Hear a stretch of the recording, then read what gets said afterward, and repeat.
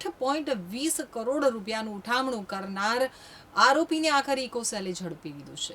સુરતમાં ખોલવડની અમૃત કુંજ રેસિડેન્સીમાં રહેતા અનિલ અરવિંદ હિરપરા કતારગામમાં ગજેરા સર્કલ પાસે લક્ષ્મી ડાયમંડમાં વેલફેર ઓફિસર તરીકે નોકરી કરે છે. કંપનીની મુખ્ય ઓફિસ મુંબઈ બીકેસી ખાતે આવેલી છે.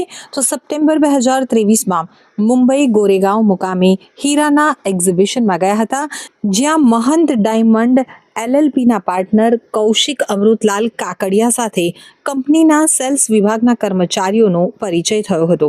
તે વખતે તેણે મહંત ડાયમંડમાં જીતુ કાસોદરિયા અને રોનક ધોળિયા પાર્ટનર હોવાનું અને આ કંપની રસેશ જ્વેલર્સ એલએલપીમાં ખરીદ કરેલ હીરાનો ઉપયોગ કરતા હોવાનું જણાવ્યું હતું. તેમની કંપની કતારગામમાં વસ્તા દેવડી રોડ ઉપર દવા બજારની બાજુમાં ગંગેશ્વર ઇન્ડસ્ટ્રીયલ એસ્ટેટમાં આવી હોવાનું પણ જણાવાયું હતું. તો 6/2/2025ના રોજ 27.75 લાખ અને 23.11 લાખના હીરા મહંત ડાયમંડના સરનામે નટવરચીનું આંગળીયા પેઢી મારફતે મોકલી આપ્યા હતા. મુદ્દતે પેમેન્ટ નહીં ચૂકવતા કંપનીના ભાગીદાર કૌશિક કાકડિયાએ કોલ કરી અને જણાવ્યું હતું કે કંપનીના ભાગીદાર રોનક અને જીતેન્દ્ર મારા સંપર્કમાં નથી તેવું કહેતા ફાળ પડી હતી.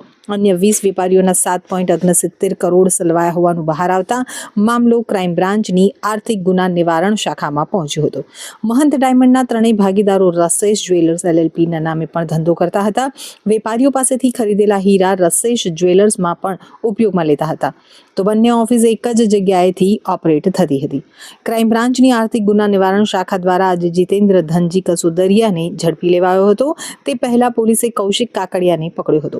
હજુ પણ રોનક ધોળિયા ફરાર હોય તેને પકડવા પોલીસે ટીમ દોડાવી હતી. સુરત શહેરમાં વ્યાપાર ક્ષેત્રે હીરા ઉદ્યોગનું પણ ખૂબ જ આગળ પડતું નામ છે અને સમગ્ર ભારત કક્ષાએ વ્યાપારીઓ હીરાના વ્યાપાર માટે આવતા હોય છે અને આ જ વ્યાપારમાં ઘણા લોકો, ઘણા અસામાજિક તત્વો વ્યાપારી બની અને સ્થાનિક વ્યાપાર કરતા લોકોની સાથે છેતરપિંડી, વિશ્વાસઘાત કરતા હોય છે. એવો જ એક બનાવ સુરત ખાતે બનવા પામેલ છે, જેમાં ભોગ બનનાર શ્રી અનિલભાઈ હિરપરા સાથે પણ તેમજ અન્ય વેપારીઓ સાથે કુલ 8 કરોડ અને 20 લાખ જેવી ખૂબ જ મોટી રકમની વિશ્વાસઘાત કરવામાં આવેલ. જે અનુસંધાને ડીસીબી પોલીસ સ્ટેશનમાં ગુનો દાખલ કર્યા બાદ આરોપીઓ કૌશિક કાકડિયા, જીતેન્દ્ર કાસોદરિયા, રોનક ધોળિયા વિરોધમાં ગુનો દાખલ કરવામાં આવેલ. આ ગુનાના કામે સર્વપ્રથમ કૌશિક કાકડિયાની ધરપકડ કરવામાં આવેલ, તેઓના રિમાન્ડ મેળવવામાં આવેલ.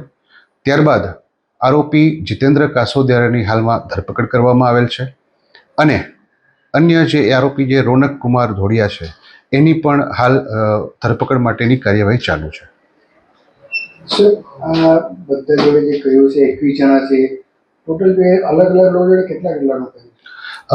દરેક વ્યક્તિની રકમ અલગ અલગ છે અને 1 કરોડથી લઈ અને 15 લાખ 20 લાખ સુધીનું અલગ અલગ વેપારીઓ સાથે છેતરપિંડી અને વિશ્વાસઘાત કરવામાં આવેલો છે. સર, આ જે આરોપી પકડાયેલા ત્યાંથી પકડવામાં આવ્યું છે ને, એમાં કોઈ ડિટેક વસ્તુ કરવામાં આવી? જીતેન્દ્ર કાસોદરિયાની જે ધરપકડ કરવામાં આવેલ છે એ અમારી બાતમી અનુસંધાને ધરપકડ થઈ છે અને જીતેન્દ્રની પૂછપરછમાં એવી હકીકત જણાયેલ છે કે જીતેન્દ્ર જે છે એ ગોલ્ડનો જે વિભાગ હતો એ પોતે સંભાળતો હતો. હીરાનો જે વિભાગ છે એમાં કૌશિક જે છે એ બહારથી હીરાનો માલ લાવી અને રોનકને આપતો અને રોનક પોતે આ તમામ હીરા જે દાગીના બનાવવામાં આવતા હતા એમાં ઉપયોગ કરતો હતો. આરોપીને ક્યાંથી પકડવામાં આવ્યો? આરોપીની ધરપકડ બાતમી આધારે અમે સુરત ખાતેથી કરેલ છે.